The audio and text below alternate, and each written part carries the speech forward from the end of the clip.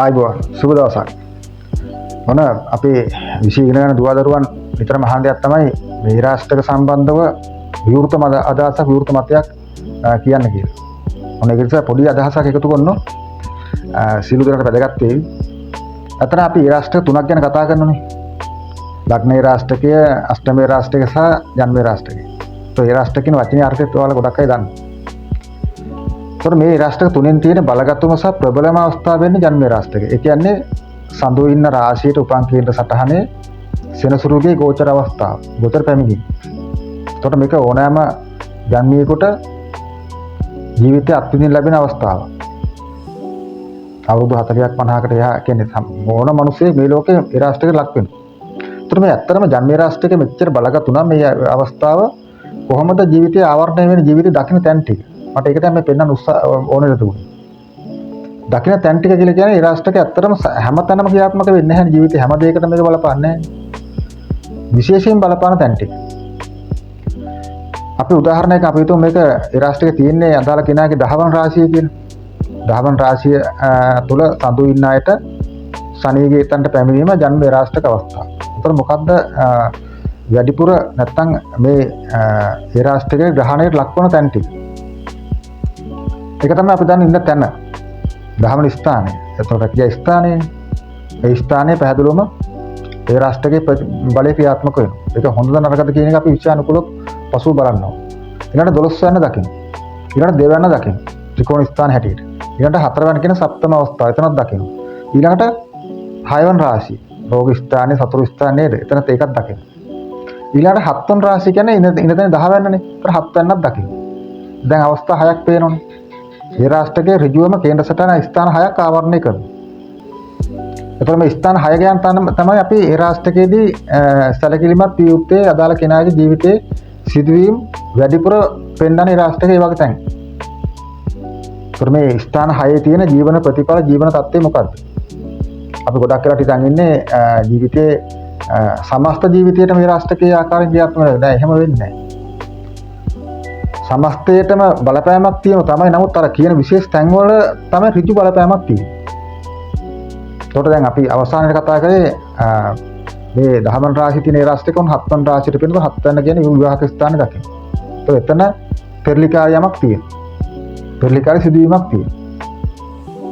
ඒ වගේම ස්ථාන 12න් 6ක්ම ඒ රාශියකට ලක් වෙනවා.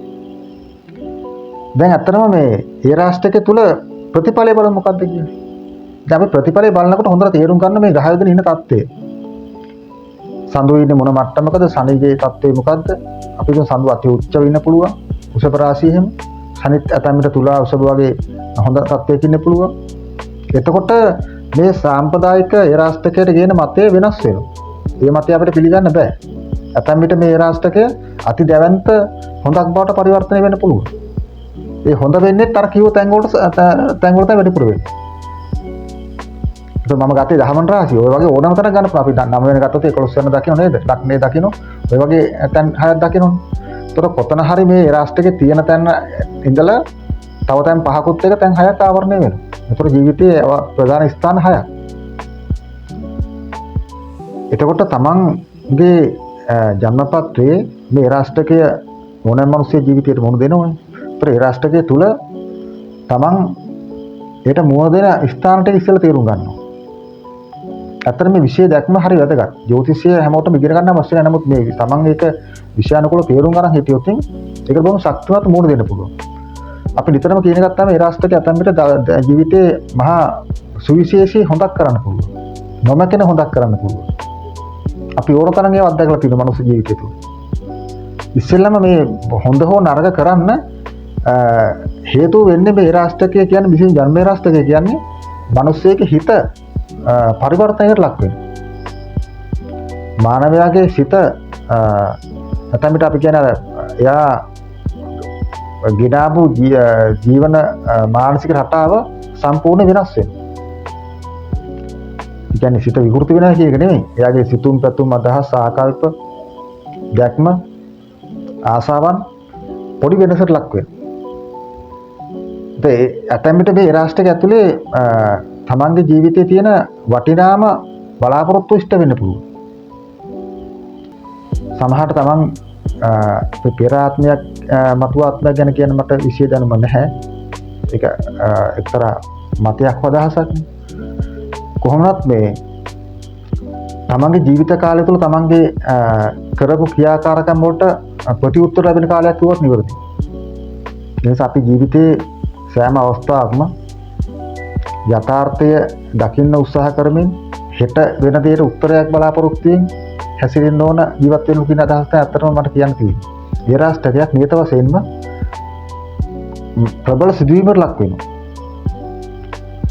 වැඩිපුර මිනිස්සුන්ට මේකේ නරක ප්‍රතිඵලක් තියෙන ලැබිලා තියෙන අතර මිනිස්සුන්ගේ ජීවිතවල තියෙන මොනවා හරි තියෙන අඩුපාඩු සෝ වැරදි තීරණ වැරදි දැක්ම එහෙමත් වැරදි පුරුදු හැටියට තමයි මම දකින්නේ. ඒ නිසා ඇත්තටම මිනිස්සෙක් මේ රාෂ්ට්‍රය තුළ සමස්ත ජීවිත කාලය ගන්න පුළුවන් ඉහළම ප්‍රතිඵල ගන්න පුළුවන් අවස්ථාවක් තමයි මට කියන්න තියෙන්නේ. ඒ නිසා ඒ රාෂ්ට්‍රක කියන එක ඇත්තටම විෂය උගන්න ගුරුවරයෙක් හැට මට කියන්න බෑ. මම කියන්නේ ඊටවත් සම්පූර්ණම ජීවිතේ ලොකු විනාශකාරී මහා දැවන්ත නරකක් වෙන දෙයක් කියලා. Taman හරි අවබෝධයකින් බුද්ධිමත් එක මුණ දුන්නොත් ඒක පාලනය කර ගන්න පුළුවන් නරක තත්ත්වේ.